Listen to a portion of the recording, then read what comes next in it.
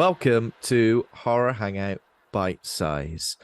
Bitesize is probably a very relevant name for today's mini episode, mini review, which is talking all about a shark movie. Sharks like to bite, you see what I did there. They do like to bite, sharks, don't they? What's their problem? Relax for a minute. Mainly in movies, of course, we understand that shark attacks are incredibly rare in real life. The chances of getting bitten by a shark are low, I guess, unless that shark is some sort of weird, giant, almost semi-supernatural, weird. How can I describe the shark that's in this movie today?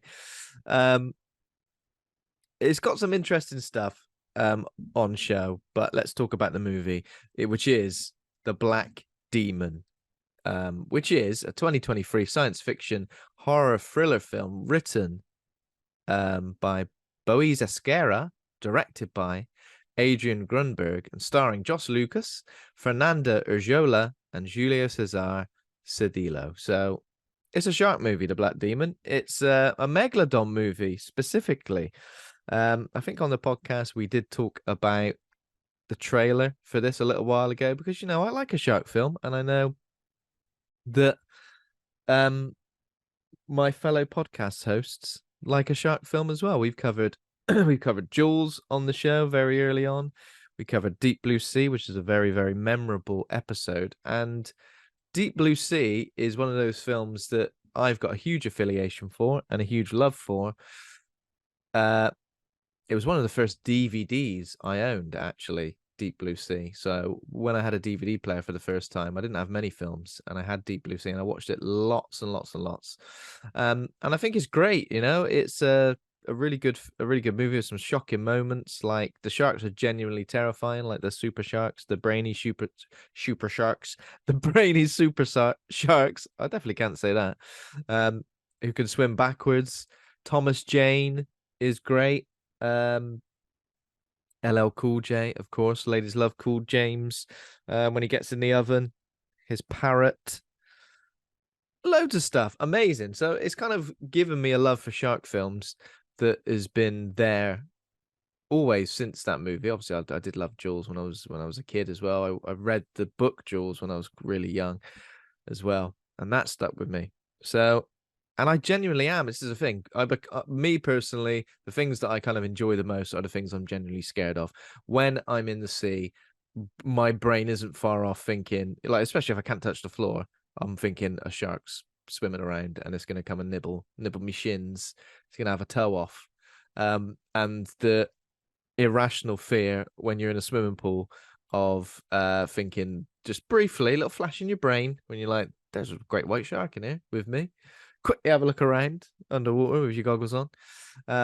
So yeah, it's something I'm genuinely kind of scared of, so that when I see any sort of shark movie or any sort of shark media, I cannot watch it because I am fascinated and terrified in a way. And sure, sharks have been demonized, black demonized, have been demonized by the media, and that's kind of a shame because get a bit of a bad rap.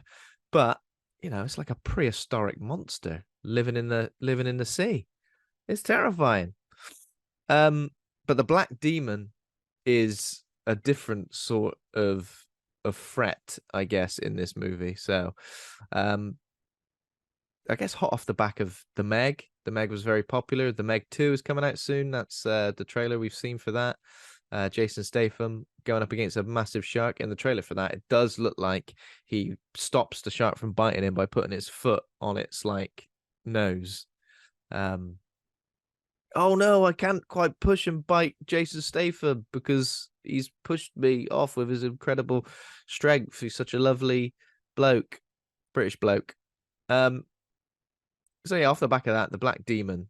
To be fair, when I watched the trailer for this, it looked kind of cool. I thought it looked like a sort of straight to, like a sci-fi channel, straight to video, straight to DVD, straight to video on demand thing. But it is getting it did get a cinema release. It was released right at the end of April.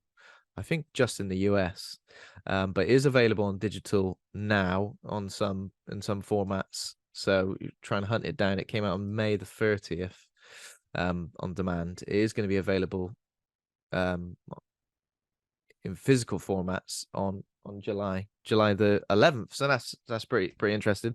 And Adrian Grünberg, who's the director of that movie, he directed Rambo: Last Blood before that. So yeah, in the film, a stranded family on a crumbling oil rig in Baja, Baja. I don't know. I won't say it again. Faces off against a vengeful megalodon shark. Vengeful. This is the thing. They're always vengeful, aren't they? The sharks in modern day shark films. They've always got a chip on their shoulder, or trying to get revenge for something. But I guess the real reason for this shark's vengeance is never really explained.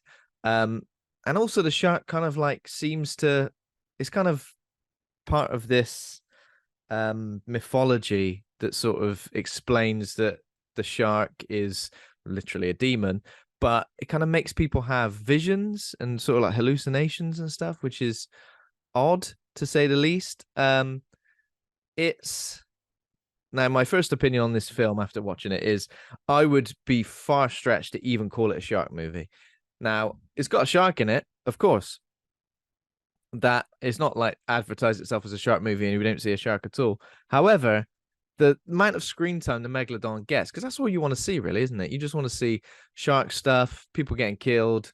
It's few and far between. I'd be hard pressed to say it's more than a few minutes of actual shark action, megalodon action. Super CGI'd, big sort of bad. You kind of see its fin underwater. You see there's a couple of shots underwater. It leaps out of the water a couple of times as well. But yeah, this mythical creature's got these weird like abilities where it makes people hallucinate things. Some people hallucinate a rescue boat. What the main character's hallucinating a rescue boat at some point, shoots a flare. And then someone goes, "There's nothing there. What's wrong with you?" And he goes, "Oh my god, no, you're right." Some weird demon trickery. I don't know what the shark's end goal is. Like, it seems to have destroyed. There's like an oil rig and a nearby town, which seems to rely on that oil rig a lot in terms of employment and everything else that sort of keeps the town going. And the black demons like destroyed all that, I guess, and everybody's left the town and there's nobody sort of around. But yeah, it's not just a story of that as well. It's a story of sort of like capitalism, I guess, and big business, because the main character, played by Josh Lucas, is like he works for an oil company, and he's like the guy who goes and reviews, I guess, the safety on the oil rig, and like he can potentially shut it down. And yeah, because of like the rig being badly run or whatever, it's sort of all the townspeople, the fishermen are really sort of like either left or they're really angry, so they have no real need or want to support this guy when he comes there and he's like, "Hey, can you take me out on a boat to the near oil rig?" They all kind of help it. And as a main character, right, Josh Lucas as Paul, really unlikable, like just a bit of a douche, just doesn't really understand the way the world works, has no sort of understanding of how his huge company has affected these townspeople and the fishermen and all these people who rely on the sea for their livelihood. And as time goes on, we realize that like he's even worse than we thought originally. He's been like signing off papers that something. I'm not I've forgotten what the papers have signed off, but nobody's happy about it. You signed these papers off, how dare you? Even his family are like, "You scumbag." And then we've got like a bit of a white savior kind of thing as well, with how the film sort of ends, which is him like sacrificing himself. I am spoiling this movie for the whole duration, so I do apologize. I don't think you should worry too much about it being spoiled, though, because it's incredibly predictable, very one note. The characters are mostly badly written to the point where they're all getting into these. They've all got these. There's this tension in the family, but it feels like, I don't know. I don't know if I fully believe it. The kid who plays the young the young actor who plays like the youngest kid in it. So I'm not sure of his name right now at this moment. He's got some interesting stuff going on. He's kind of interested in all this Aztec mythology, and he's got these little like toys and little boats and little effigies that he's talking about, symbolic idols, I guess. He's talking about the god of rain, Tialok. So it's kind of like it's got this anti-corporate commentary throughout it. Anti-capitalism, I guess, which is interesting. It's been described in some places like a eco-aquatic thriller. But I think when you get into a film like this, you're not really looking for that. Sure, you want your human characters to have something about them that makes them interesting to watch. But I don't know. It feels like a whole load of nothing, really, for me. There's a couple of workers who work on the oil rig, Chateau and Junior, who have got like an interesting bit of banter. But yeah, people just like react in such extreme ways to like the most bland sort of reveals, really. Obviously, they're stranded on an oil rig. A giant black megalodon shark is circling for some reason, attacking everybody. Nobody can get off of the rig, apparently, even though Josh, Lucas, he traveled there on a boat, and then his family followed him on a different boat for some reason, just because of plot. The shark didn't want to attack them in that way. There's a couple of genuinely probably like the most effective moments, and again, I don't even know if this is supposed to be real or if this is like a vision. Again, I think it's a vision, but there's a couple of moments where one of the daughter of Paul and sorry, I haven't even mentioned his wife Ines, she falls into the water at one point, and she's surrounded. There's like body parts everywhere, and I thought that was really quite gruesome. Just all these floating body parts that kind of made you think, "Wow, this shark is killing for sport." This shark, he's not eating people; he's killing for sport. But then when she jumped out of the water, Paul and Ines kind of went, "There's nothing there. There's nothing in the water." So it was almost like, okay, was that a hallucination? Then I guess it was. And then another character when they're sort of underwater swimming around. This is the thing, right? In films like this, you just think, just stay out of the water. And then they give you a reason where they're like, okay, well, now they're on a timer. They need to get off this rig ASAP because of A. So now they give everybody a reason to keep getting in the water. But I don't know if I believe it. It's kind of a bit frustrating. I'm like, just get out of the water, or let the people who are kind of who work on the oil rig do that stuff. That's the thing. The white savior thing, Paul, is kind of like always taking things like, I think even Chateau and Junior, I think it's Chateau who plays the sort of, so it's both Mexican actors. Even at some point Chateau says about Paul, "That's one crazy white guy," or something like that, something along those lines, which is kind of a bit cringe, isn't it? But I feel like there's a lot of potential here for this thing. There's a lot of mythology. This kind of the mythology side of it is really interesting, and this sort of like cautionary tale of man-made ecological disaster is also quite interesting. But unfortunately, they never kind of they don't explore either one in a satisfying way, and they don't marry the ideas well enough. It's just a bit of a mess, really, and just inconsistent as well. There are like some characters who live in the town, so before they go out to the oil rig, who are like a bit, I guess, a bit rapey. Like one of them is like trying to introduce himself, and he's like touching the daughter and being a bit weird. And then they're all like following after the family. The family who's got like a kid who's like 7 and a daughter who's like 15. They're like following after them as if to say, "Right, that's it. We're going to show you how we deal with things in this town." So they're kind of like the villains of the piece. And there's some other sort of like people who don't seem happy that they're there. And then at the end of the movie, when a boat appears to like not save them, but pick them up after they've kind of got off the oil rig, some of the people from the town are on that boat, like this guy with a scar and a sort of a hat, who you kind of think is a villain, and he kind of like winks at the kid and like squeezes his cheek as if to say, "You survived the Black Demon, then, legend." But I'm like, hang on a minute. 2 minutes ago, we were supposed to be scared of this guy. Now we're like saying, "Oh yeah, he saved the day. That's great."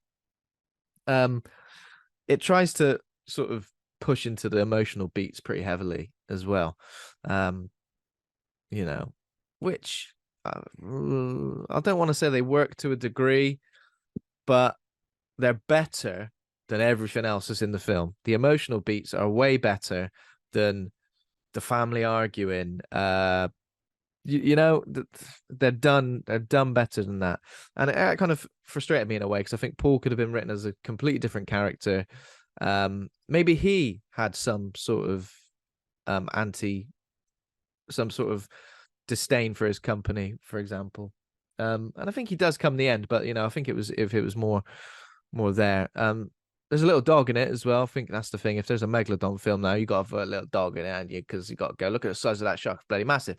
Look at the size of that tiny little minuscule dog, little chihuahua or something. I think the one in this one's called Chocolatito. Chocolatito. No, that can't be right. Surely I've imagined that. Surely I think I'm reading the name of another character. The dog is. I'm just gonna call the dog the Black Demon as well, right? Because he's pretty terrifying. He's got sharp teeth. So yeah, to be fair, the running time is well, it's like 100 minutes, but most of it is a lot of people standing around talking about how they're going to get off this oil rig. And there's not nearly enough fodder, not nearly enough people for the shark to kill. I think we've come into this story way too late. Like, if the shark's been killing people all this time, or killing people who have got off the oil rig, I want to see that. I want to see it leaping out the water and destroying boats and everything. The fact that we've only got 2 people left on this oil rig when the family arrive kind of makes me think, oh, we've kind of just missed all the good stuff, and now we're left to watch the shark kill like 2 people. So yeah, it is pretty disappointing. I would say the likes of the Meg and the Meg 2 have got absolutely nothing to worry about when it comes to the Black Demon stealing any of its thunder, you know. It's disappointing, really, incredibly disappointing. And I think that happens a lot with shark movies, is that a lot of stuff goes into all the stuff that surrounds the actual shark and the shark attacks, and when the shark and the shark attacks are kind of few and far between, or not really focused on that much, just kind of feels a bit lame, like I'm watching a film about a family on an oil rig. And yeah, not really. And their plans to like get off the oil rig, which are half-assed at best. I would have enjoyed it more if the film like explored the Black Demon mythology and legend, and you know, why is this Black Demon doing this? Why is it swimming around? Is there any way, if there are some weird sort of hallucinations you're having because of it, for example, and if there are, if there is like a slight weird supernatural element to it, is there a way to communicate with the megalodon? That would be interesting, wouldn't it? Please don't attack us. Please don't kill us. Please leave us alone. Let us go home. That's it. That's all we wanted to do. Yeah, but it doesn't. It's kind of just like, oh, the shark's out there. It's going to stop at nothing to get us. Why? Why? What's his problem? I want to know. Why has it got a vendetta? Who's it angry at? Is it angry at the corporation? Is it angry at big oil? What's his problem? It should follow avenues of it should follow the correct avenues of protest. It shouldn't just be murdering people. You know, these are people who work for the oil company. You know, they're not the bad guys. Except maybe Paul is. I think he is a bad guy. That's the thing. That's the problem. And also, I've seen Josh Lucas in a few things, right? I've seen him in a handful of things, and I think he's always all right. He's got one of those faces where you're like, I recognize that guy. And he's all right. I don't know. I'm in safe hands when he turns up. Yeah. Pretty awful in this, unfortunately. Just, I don't know. Just going up and down, up and down. And that's the thing, in terms of a protagonist, I'm not sure what is good about him and what we're supposed to sort of link onto, and sort of, and are we supposed to root for him? I don't know. I'm rooting for the dog, mate. All right, I'm rooting for the dog. I'm rooting for, I guess, Chato, the guy, the Mexican, the guy who's stuck on the oil rig as well, because he gives Paul a whack at one point, gives him the old 5-knuckle shuffle. No, that's something else, isn't it? 5-knuckle shuffle. He gives him the old knuckle sandwich, gives him one of them. But yeah, I think when you've seen so many shark films, even the ones that are like a lot of people would say pretty bad, The Shallows, open water, stuff like that, miles more enjoyable than this. I kind of just felt like it just meandered all over the place. I got a bit bored, and it didn't focus enough on the shark, and it didn't focus enough on the mythology that was kind of interesting. That's something that not many shark films or any shark films have, this additional mythology. Is it a shark? Is it a demon? It's making me see things crazy. But yeah, I think it's just not good enough. And it looks like it's got a decent amount of money behind it. I don't know obviously what the budget is, but yeah, just kind of fails, falls at the first hurdle, falls at every hurdle, and that's the thing. That's the problem with it. So, what would I give it? I think I'll go for a D minus because, I mean, that feels pretty high. Let's go for a D minus. Don't want to go anything lower than that. That feels a bit mean. Does it feel a bit mean? And that is literally because I've got an affiliation for shark movies, and it makes me enjoy, or at least I'm keen for something else in the shark movie throughout. So let's give it a D minus for the Black Demon. If you like shark movies, sure, check it out. But other than that, there's not much to enjoy. So a bit of a disappointment this one for monster movies. As this is a second installment of Horror Hangout Bitesize, strange that it's another monster movie and another aquatic monster movie.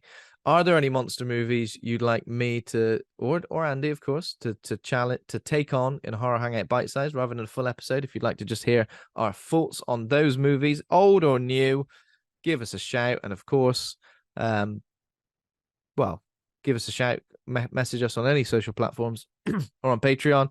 But thank you very, very much for listening / watching. So see you next time. Bye-bye.